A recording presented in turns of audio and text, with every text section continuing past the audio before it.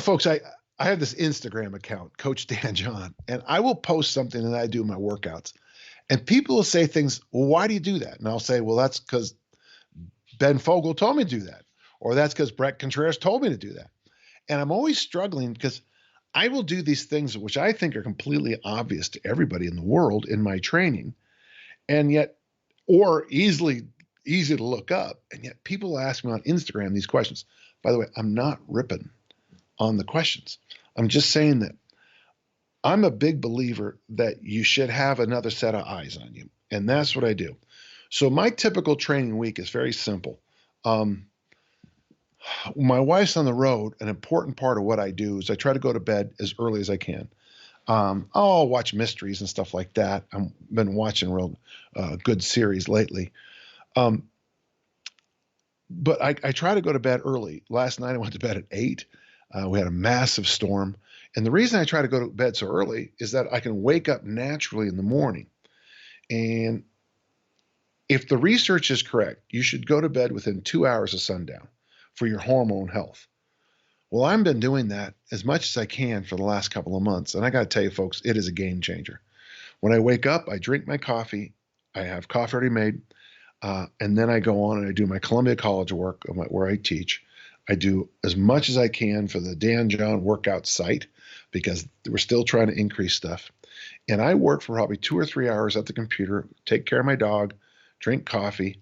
And then every day at about 9 o'clock, I rally up because it's time to work out. I like to fast before I train. Even if I'm starving, it's better not to eat before I work out. 3 days a week, I go to Epic Fitness and I have a program, AB program. Fundamental human movements every single day at the workout. And I have a trainer, a couple of them actually who alternate, but I always have a set of eyes on me. If I need a spotter, that's nice to have because I've been trying to go really heavy on some moves now that I feel better. Monday, Wednesday, Friday. So I'm at the gym Monday, Wednesday, Friday. Tuesdays, everybody comes to my house and we do the buns and guns workout. In fact, as I'm speaking, I just finished it. We did real tough hip thrusts, followed by goblet squats, followed by Bulgarian goat bag swings, followed by clamshells for 2 rounds. And I got to tell you, it is an eye-opening experience on round 2. And then after that, we work the most important muscle in the body, the biceps and the triceps together.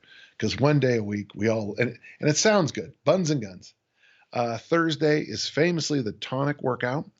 Every Thursday, it's always the most crowded workout at my home gym here. We get 14 people. We do an hour of Tim Anderson's original strength, and with some vent work at the end. That's vents are wrist and feet mobility exercises.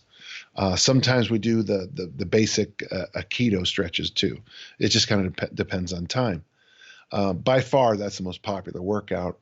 Oddly, and I can't even explain this, it's the workout people get the hungriest at. Somehow doing mobility work and feeling better makes you ravenous. After I work out is when I eat my first meal of the day. I try to eat, my goal is 8 vegetables a day.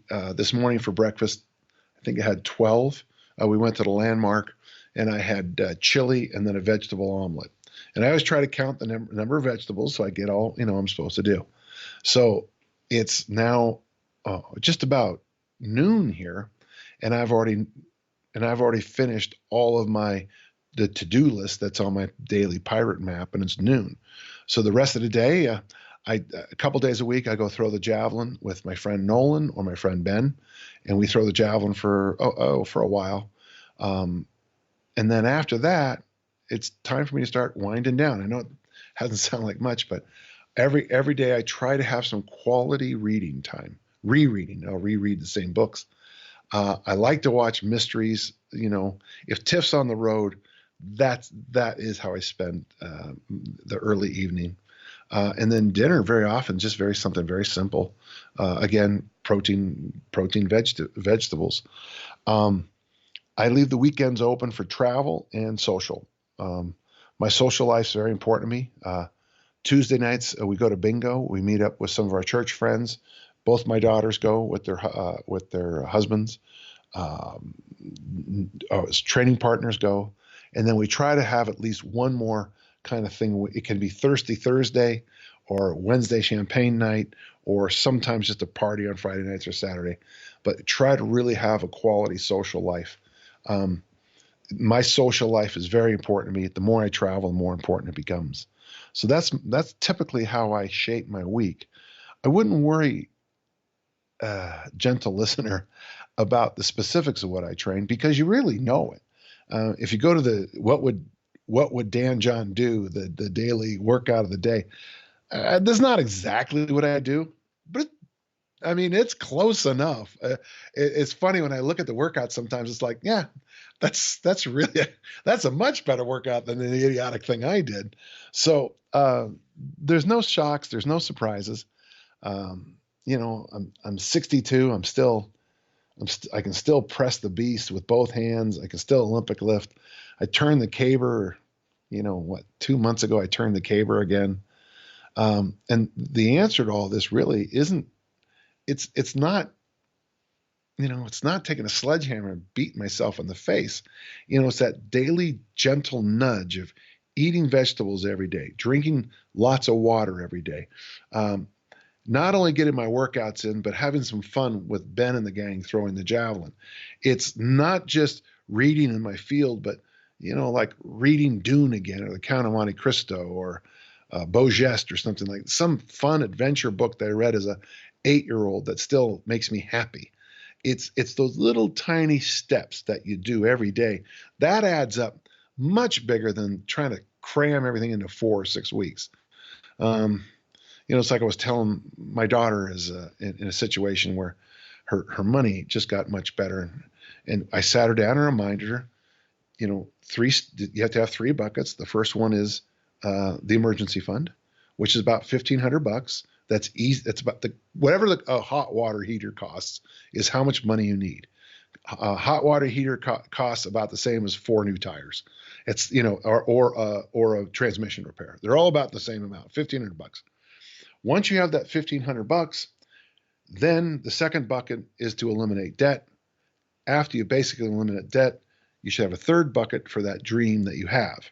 And the funny thing is, it's okay to fill up all 3 buckets, but it's most important to take care of bucket number 1 first, and then get rid of debt, and then that fortune fund, that dream, whatever that thing is down there, but always fill that up a little bit.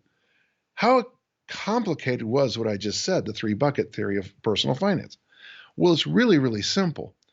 And you can't just take your paycheck one day and say, I'm going to pay off all my debt with this, because little things like food and gasoline and water and bills aren't going to allow you to do that.